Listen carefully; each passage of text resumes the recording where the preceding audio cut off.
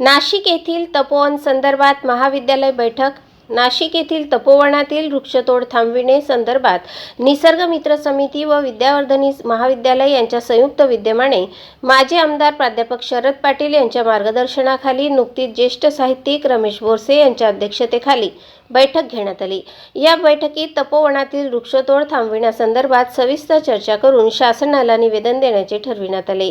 यावेळी प्राध्यापक शरद पाटील, निसर्ग मित्र समितीचे संस्थापक प्रेमकुमार आहिरे, धुळे जिल्हाध्यक्ष देवीदास पाटील, विद्यावर्धिनीचे चेअरमन अक्षय छाजेड, सरचिटणीस युवराज आबा करंकार तसेच सन्माननीय संचालक मंडळ प्राचार्य जगदीश पाटील, निसर्ग मित्र समितीचे जिल्हा सचिव विश्वास पगार, साक्री तालुका अध्यक्ष प्राचार्य BM भामरे, शिंदखेडा तालुका अध्यक्ष RR सोनवणे, निसर्ग मित्र समितीचे साक्री तालुका उपाध्यक्ष संजय बच्छाव, आदर्श शिक्षक कांतीलाल देवरे आदी पदाधिकारी मोठ्या संख्येने उपस्थित होते.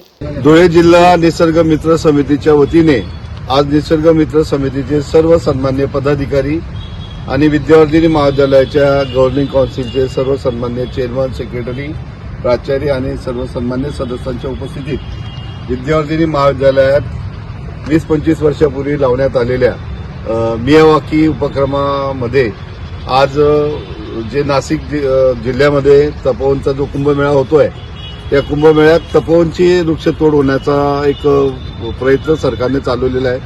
कुंभमेळा मंत्र्यांनी ही झाडं तोडून त्या ठिकाणी 1800 झाडं तोडायची आणि त्या ठिकाणी साधू संतांचा निवास तयार करायचा अशा प्रकारचा एक अमानवी आणि निसर्गावर आक्रमण करणारा प्रयत्न चालवलेला आहे. या सगळ्या गोष्टीचा निषेध महाराष्ट्रभरातनं देशभरातनं होतोय.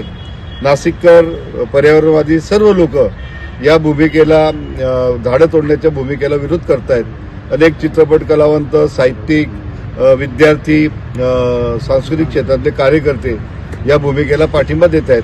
निसर्ग मित्र समितीच्या माध्यमातून आज देखील या ठिकाणी धुळ्याच्या आमच्या विद्यावर्धिनी महाविद्यालयात कैलासवासी प्राचार्य JG खैरनार सर आणि विद्यावर्धिनी संस्थेच्या माध्यमातून एक सुंदर अशा प्रकारचा मियावाकी उपक्रम राबवण्यात आलेला आहे आणि पुन्हा 5000 झाडं लावण्याचा उपक्रम सुरू झालेला आहे. या ठिकाणी निसर्ग मित्र समितीने आमच्या मॅनेजमेंटच्या उपस्थितीत भेट दिली आणि अशा प्रकारच्या तपोवनच्या उपक्रमाला किंवा सरकारच्या प्रयत्नांना विरोध करण्याचा या ठिकाणी त्यांनी निषेध व्यक्त केलेला आहे आणि तपोवनची झाडं तोडू नये अशा प्रकारचा पाठिंबा देखील जाहीर केलेला आहे. याच प्रसंगी पर्यावरणवादी सोनम वांगचुक यांना ज्या पद्धतीने या देशातल्या राज्य सत्तेने अटक केलेली आहे त्यांचाही निषेध या बैठकीत करण्यात आला आणि त्यांचीही सुटका करण्यात यावी आणि पर्यावरणवादी लोकांच्या पाठीशी सरकारने उभं राहावं अशा प्रकारचा निर्णय आजच्या बैठकीत घेण्यात आला.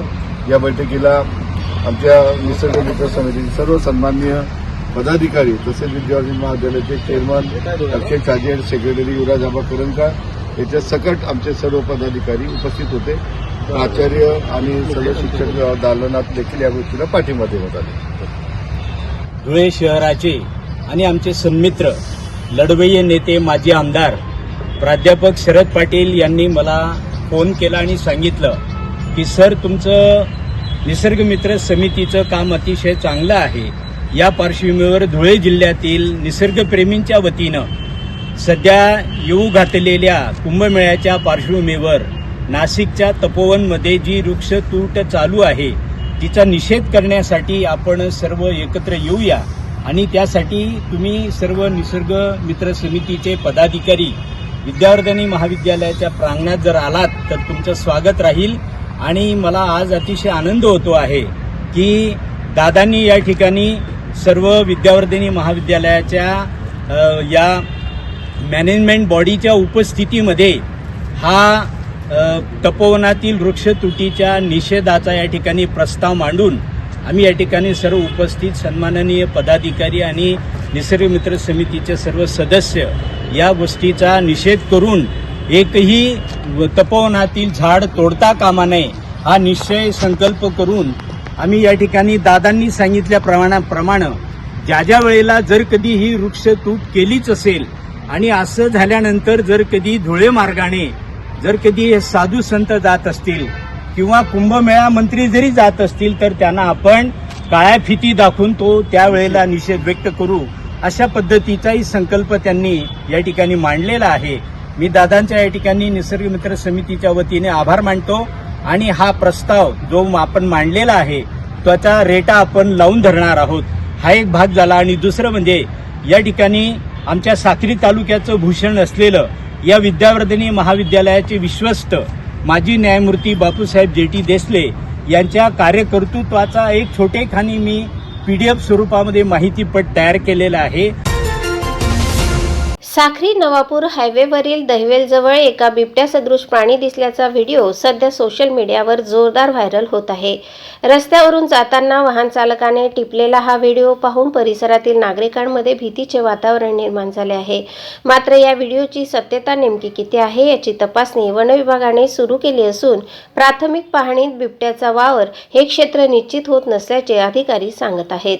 वन विभागाने व्हिडिओमध्ये दिसणाऱ्या प्राण्याची हालचाल, आकार व परिसर यांचा अभ्यास सुरू केला असून आवश्यक असल्यास तज्ज्ञांची मदत घेतली जाईल असंही सांगितले. दरम्यान व्हिडिओ खरा असो वा नसो नागरिकांनी अनावश्यक भीती न बाळगता सावध राहण्याचे आवाहन करण्यात आले आहे. रात्रीच्या वेळेस एकटे जंगलसदृश परिसरात जाणे टाळावे, शक्यतो प्रकाशयंत्रांचा वापर करावा आणि एखादा वन्य प्राणी दिसल्यास लगेच वन विभागाला माहिती द्यावी असे आवाहनही करण्यात आले आहे.